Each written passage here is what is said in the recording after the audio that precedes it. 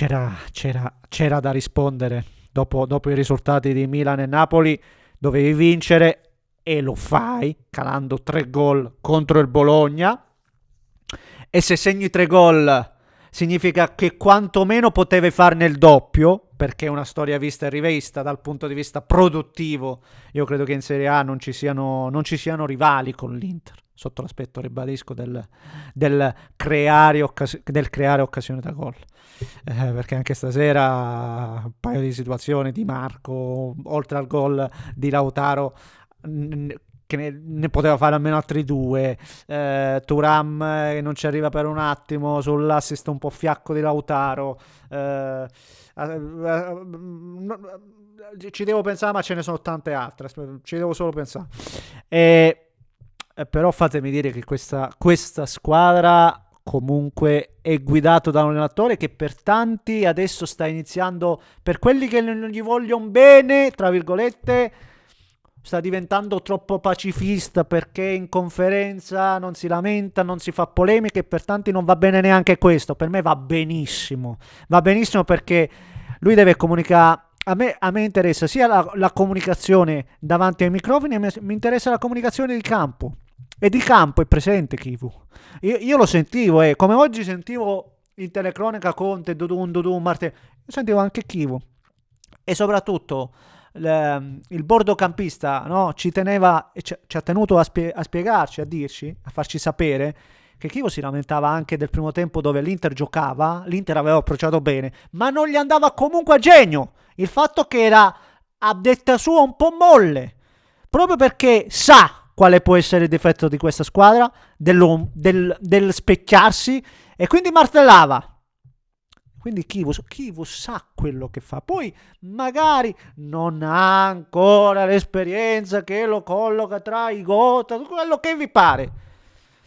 Ma Kivu sotto l'aspetto comunicativo, dinanzi ai microfoni e da campo, per me fa egregiamente il suo dovere. Sta facendo egregiamente il suo dovere anche l'Inter, che vince, porta a casa i 3 punti, ripeto, risponde a Milan e Napoli e lo fa giocando il suo calcio, praticamente annullando il Bologna, che ha una sola occasione, quella di Odegaard, e già è un passo avanti, che lì non prendi gol. C'è già un passo avanti, perché come al solito io mi aspettavo, non segni, ti fanno male. Lì è andata bene, perché ormai io penso sempre negativo. C'è ovviamente un aspetto negativo di cui poi due secondo me, di cui comunque dobbiamo andare a discutere. Lo faremo prima. Come al solito vi invito a lasciare un like per soddisfare l'amico algoritmo, iscrivetevi per seguire i prossimi contenuti. Domani arriva anche la live reaction, ero insieme a mio cugino Giorca F, una vecchia colonna anche del canale che avete già visto, quindi vi aspetto. Attivate la campanella, un grande ringraziamento. Allora, continuo ad avere questa bolla sulla lingua che mi perseguita e smozzico un po' le parole, già le smozzico di mio, quindi scusatemi, è un dolore continuo.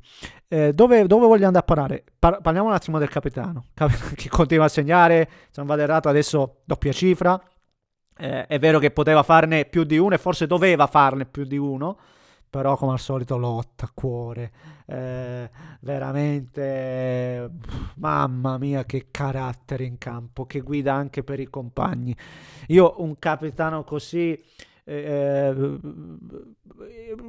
non ho che dirgli, perché anche lui era finito sul banco degli imputati, per carità, anche giustamente, perché grandi poteri, come si dice, da un grande potere derivano grandi responsabilità, senza ombra di dubbio.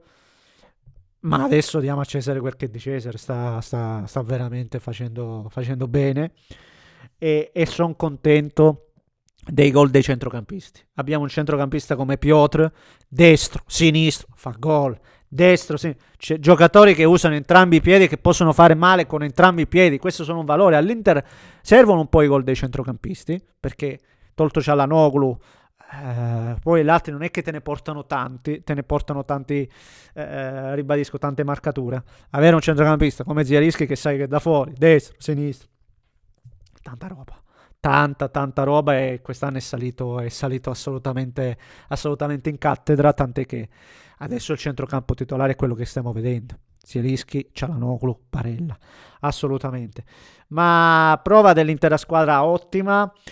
Nel complesso, se andiamo a vedere, purtroppo l'unico che continua a fare il compitino, perché ditemi voi, quando anche stasera, quando è che salta l'avversario, quando è che fa qualche giocata propositiva, quando è che lo vedi, dici, wow, però guarda, Luis Enrique, ed è il motivo per cui Kivuc ha provato ad adattare Carlos Augusto, non va bene, è tornato su di lui provando di nuovo a spingerlo, ok, e come vedete in questo mercato, siamo al 4 gennaio, si parla sempre soltanto del quinto, di Cancelo, viene, non viene, perché Dumfries out per qualche mese ragazzi, serve, lasciate stasera, quindi va tutto bene, ok, ci serve, perché poi ci saranno partite più impegnative e continuiamo ad avere un arto monco sulla destra, perché ribadisco, in una partita dove funziona tutto, Luis Enrique continua a essere un uomo che non porta nulla, che ti fa il compitino e che può andare anche bene quando le cose vanno bene,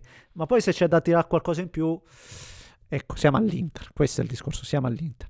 Un altro dei giocatori che non ho menzionato è Akanji, ancora una volta Akanji pure io, a me piace, lasciato stare qualche svarione, qualche cosa può capitare, ma però aggiunge veramente tanto, ragazzi miei, aggiunge veramente tanto. E l'altro aspetto negativo per trovare il pelo nell'uovo, il gol subito. Il gol subito è brutto. Il gol subito, ragazzi, è veramente... Prova? Aspetta. Ma è dall'inizio che è basso? Se è basso dall'inizio è speriamo di no, speriamo di no. Il gol subito è brutto, dicevo, spero di no perché sarebbe un casino. Il gol subito è brutto, assolutamente, perché al netto di Sommer, che anche se gli tirano addosso non la riesce a prendere, però era ravvicinato, in molti daranno la colpa solo a Sommer, lo so già, perché fa vedere così, certo, però era davvero ravvicinato. Là la colpa è che Castro non può essere totalmente libero. Castro è totalmente solo. Cioè, una partita è bene, stai vincendo 3-0, vinci 3-1, non è un problema. Mettiamo che è un'altra partita tirata. Tu questo gol lo prendi lo stesso. Perché ancora una volta nelle palle inattive sei lì, sei completamente... È un classico. Se costa marcatura a zona, nessuno sa cosa deve fare. Prendi dei gol che non puoi... Cioè, Castro così libero nell'area piccola non può essere. Poi è vero, forse Sommer può uscire, può fare, ma è totalmente libero. E questo non va bene, per quanto mi riguarda, ed è un difetto che ci portiamo avanti da un po' di tempo, e da sempre, sotto la guida di Kivu, che ribadisco, su tanti aspetti nulla da dire, su questo ancora bisogna assolutamente lavorare. Niente, credo di aver toccato tutti gli argomenti che mi interessava toccare, e fatemi sapere cosa ne pensate voi. Spero che non... che ho visto adesso che era un po' basso, spero di no, altrimenti lo modellerò e spero che verrà un buon audio. Perdonatemi, un grande abbraccio da Neschio, a domani.